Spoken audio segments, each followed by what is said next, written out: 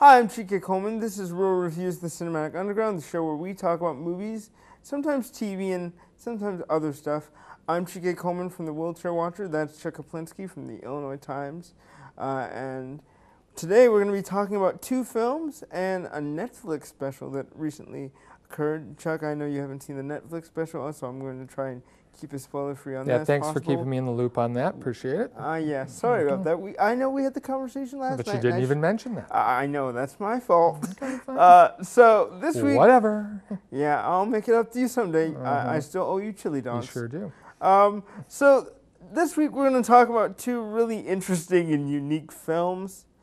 Interesting and unique in a way that kind of just surprises me. The first of which is the Alan Taylor-directed Terminator Genisys, starring Emilia Clarke, Jai Courtney, the governor himself, Arnold Schwarzenegger, Matt Smith, and J.K. Simmons. And Jason Clarke. And Jason Clarke, who I skipped because I only saw the Showtime show Brotherhood. That's the only thing I really know him from.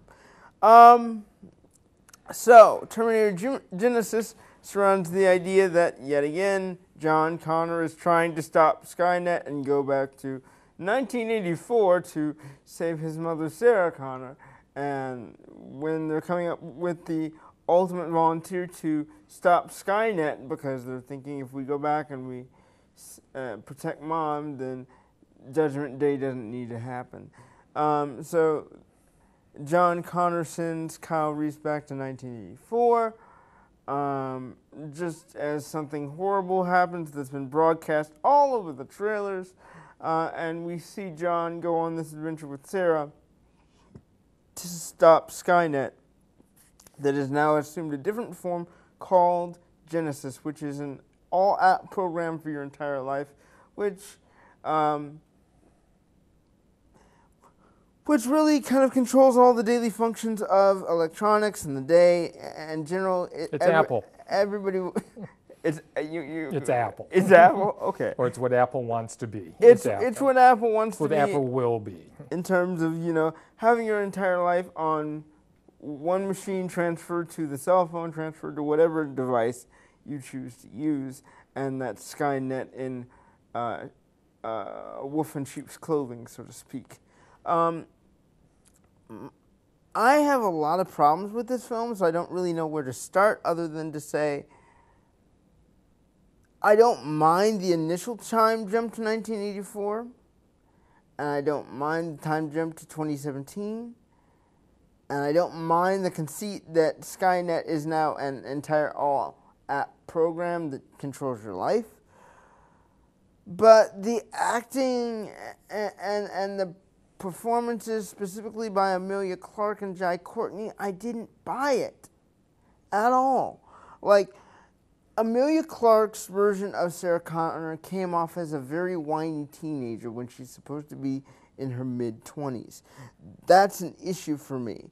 I don't believe there was any bravery or any courage like what I saw from the original Terminator when it came out, or even T2 Judgment Day when it hit theaters. There's a lot of bravery and bold as brass and taking no prisoners from Sarah Connor in those first two films. I didn't feel or see any of that bravery or courage from Emilia Clarke's performance, and that took me out of the movie. Secondly, we're looking at Jai Courtney. Jai Courtney is very one note. He's either yelling at the screen because he's thinking, oh my God, you can't trust this Terminator because they all destroy us. And I understand his disillusionment that you really shouldn't trust the machines because that's what he's lived. But if you told people within the film, characters within the film, that, oh, because time has changed, things have changed, then you should at least be open-minded to the fact that something isn't going to be a disaster when all that machine has done is protect Sarah Connor and apparently has no way of being corrupted. I take issue with all of that because his performance is just based out of fear and panic the entire time. Is that his fault or the script's fault? The script, I think. But it doesn't take away from his performance being so wooden.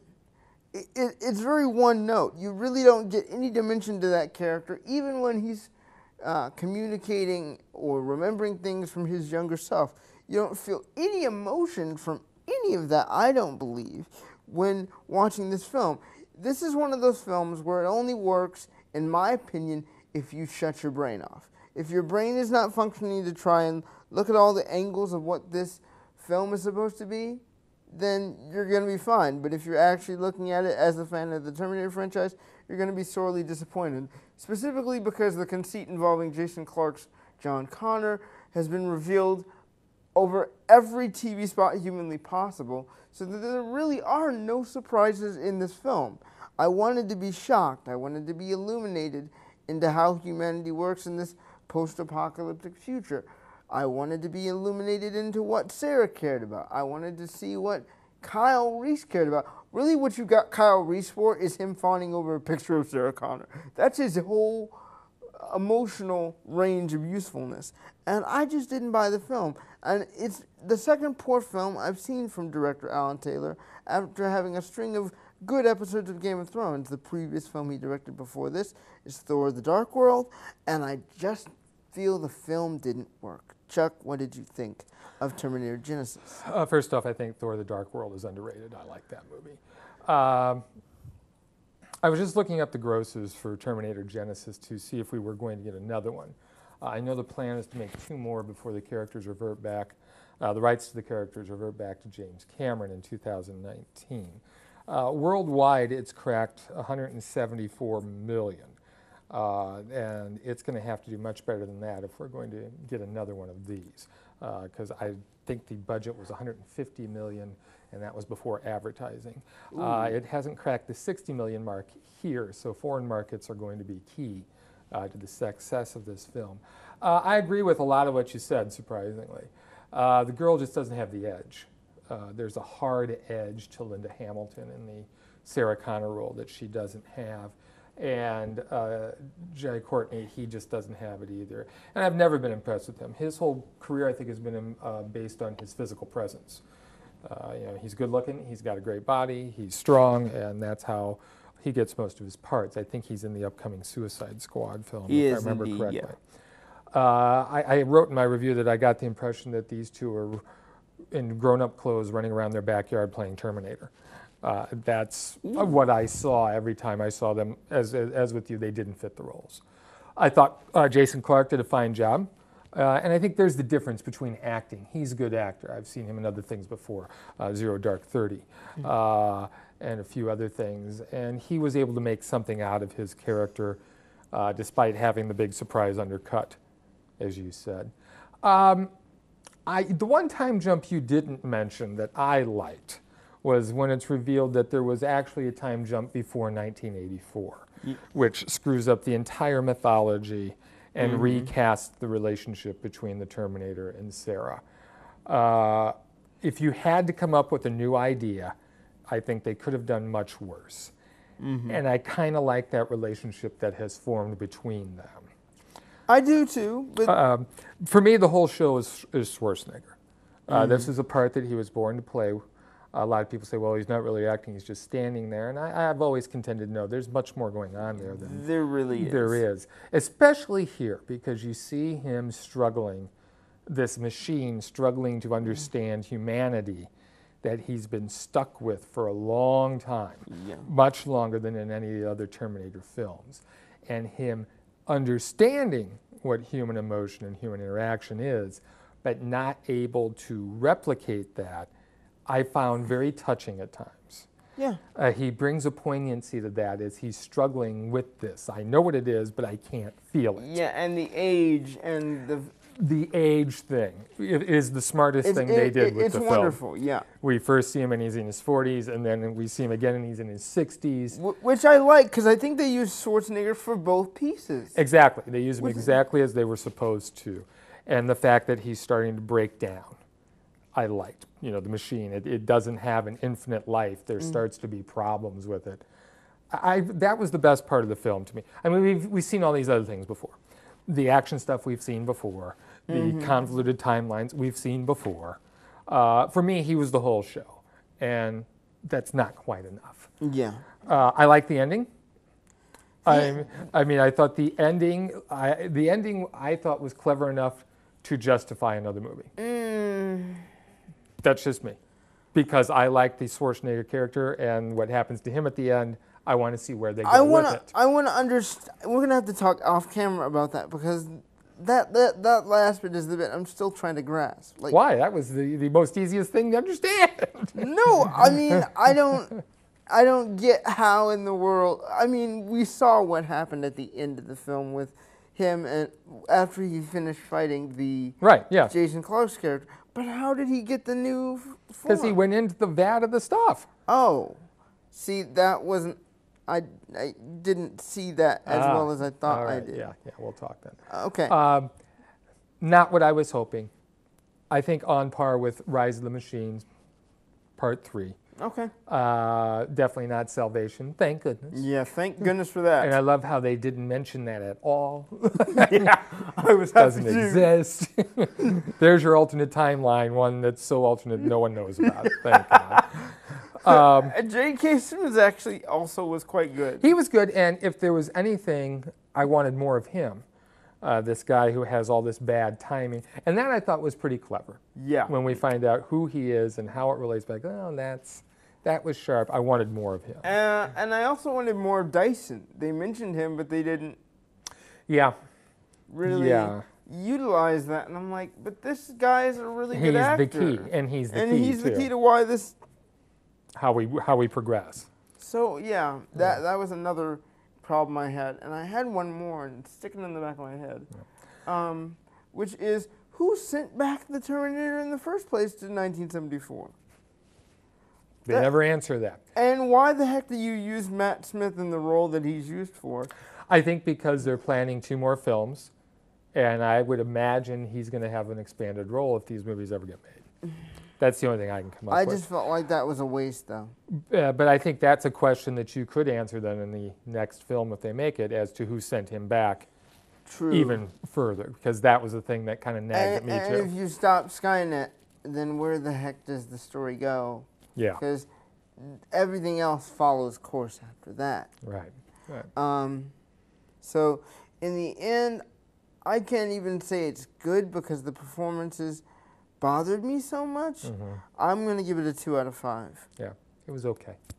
The next one that I want to talk about is one that I've been wanting to see this movie for ages, and I finally got to see it yesterday, and that is Pixar's Inside Out, directed by Pete Docter, featuring the voices of Amy Poehler, Mindy Kaling, Louis Black,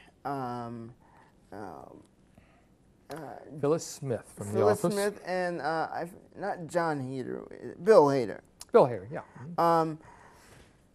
Wow, there's a lot I have to say about this film, but I'm going to break down the summary of this, which is, imagine the life you live and people, or not people, but emotions controlling it. That's what the whole premise is centered around. You have Riley, a 12-year-old girl who is moving to a new place, San Francisco, and having to adjust to life changes of a new school, new city, new house, and how that affects her. We're inside the mind of Riley through these emotions: anger, sadness, fear, and I forget the other one. Anger, sadness, fear, joy, and I thought there's not another one. Okay, okay. Anger, yeah. Keep going. So I really, disgust. Cynicism, disgust. Yeah. And so, seeing this film, I really thought to myself, I don't know how this is going to work. Is the humor going to be there? What's all this going to look like? How does the system work? And they very clearly, very slowly explain all that to you in the first 5 to 10 minutes of the film, so you know how everything works. And all you're waiting for is, how does this one character upset the cart? What we get as a result of the cart being upset, meaning that joy and sadness get sucked into the tube where the memories are supposed to go, is that we get the other 3 emotions controlling Riley and making her feel uncertain. And joy and sadness are in, the realm of family, the realm of hockey, the realm of goofiness. trying to get back up to the headquarters. And I will say the journey is very funny and also very touching. Yeah. You see how Riley gets ideas to brighten things up and make things better for herself, or ideas to do something completely opposite of that, and the effects of all that on Riley and on the emotions as things occur. And I think that's a very smart idea, that it doesn't just affect her, it affects the emotions that are working for her. There's some really great, funny moments involving dreams. People's fear of clowns is actually exploited very nicely here. But I want to say that the moment that really hit me hard is any time spent with the imaginary friend. Any time where you're having the imaginary friend recount what it was like to be part of Riley's life, and how he would love to be part of Riley's life again, but how that's not possible. And there's a moment in the film where I literally just froze as a result of Joy and the imaginary friend trying to escape someplace they enter into. Something happens that is so heartbreaking. I feel that it rivals that beginning montage that we saw in the film Up years earlier, because it's just one of those really hard emotional moments. And I love this film. I love what it represents. I love what it makes us question about ourselves. I love the fact that you see a girl going through the struggles of living life, as well as how the emotions are in control of that, or in some cases out of control of that, and how that affects Riley and how that affects her parents, and the stresses of change. That's really what this film is about, the stresses of change on a young person, and how a person evolves and grows stronger or weakens because of that. And that's why I love Inside Out. Chuck, what did you think of Pixar's Inside Out? Well, it's also about growing up and having to leave not only childish things behind, but also your innocence behind. That scene that you describe is devastating.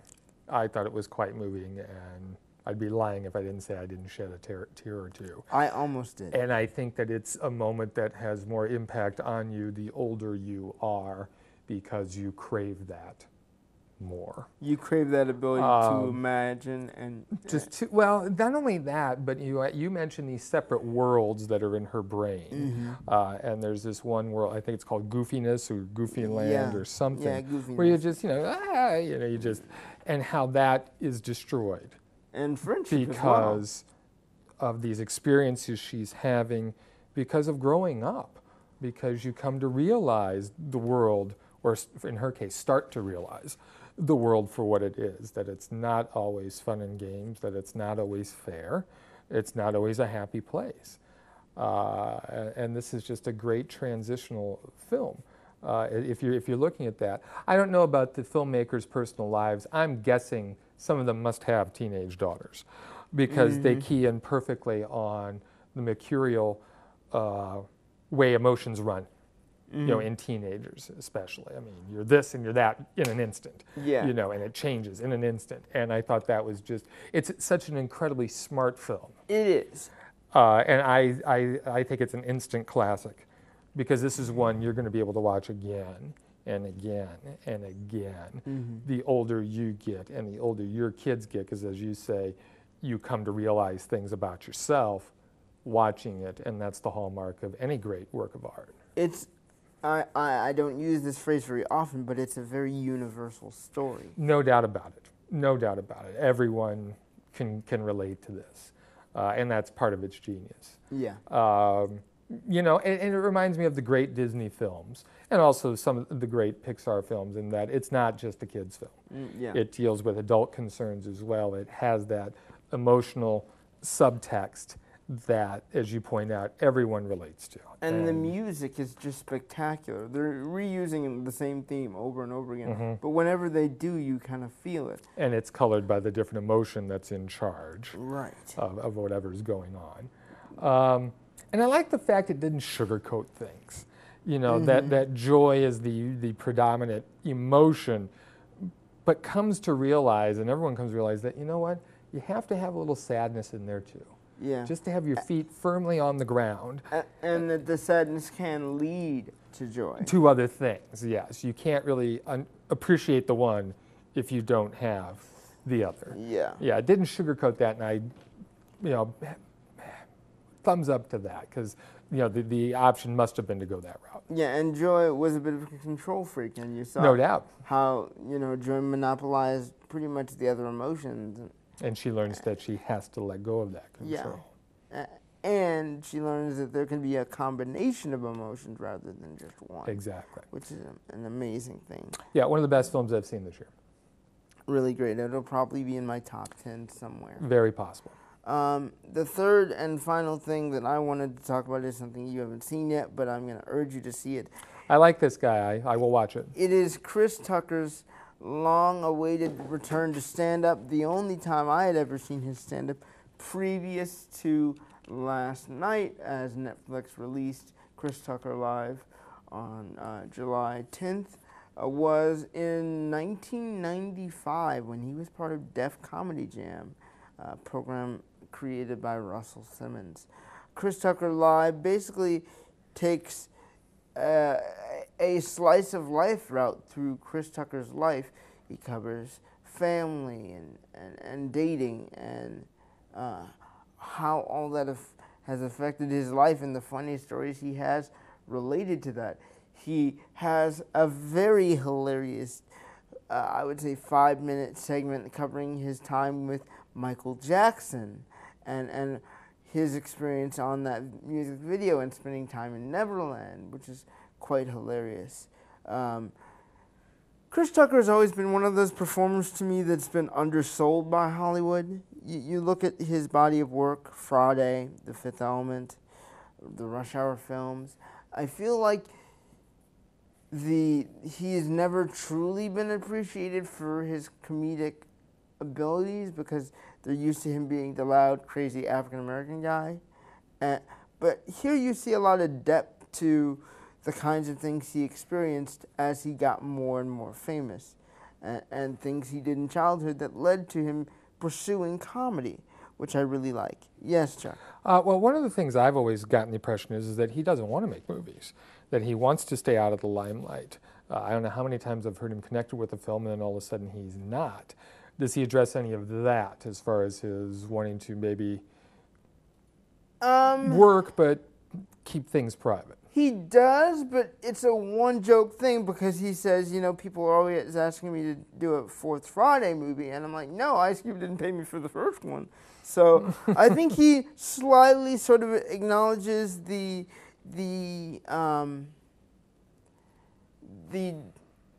issues that Hollywood has and the games Hollywood plays in that one moment. I didn't really hear from him any other times where specifically he said, you know, that's why I stayed out of the movies.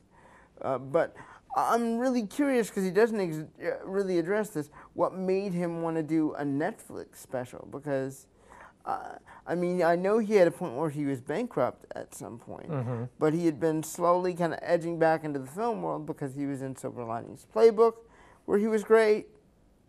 And then what? I mean, yeah, and then he dropped off again.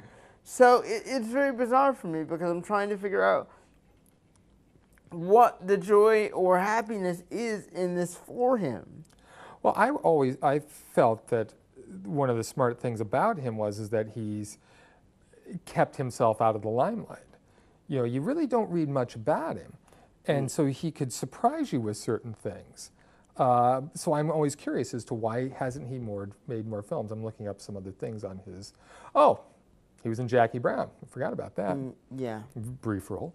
But yeah, but memorable. He most stays out of the limelight entirely, and which makes, you know, the comedy specials so much more refreshing because you haven't seen him in forever.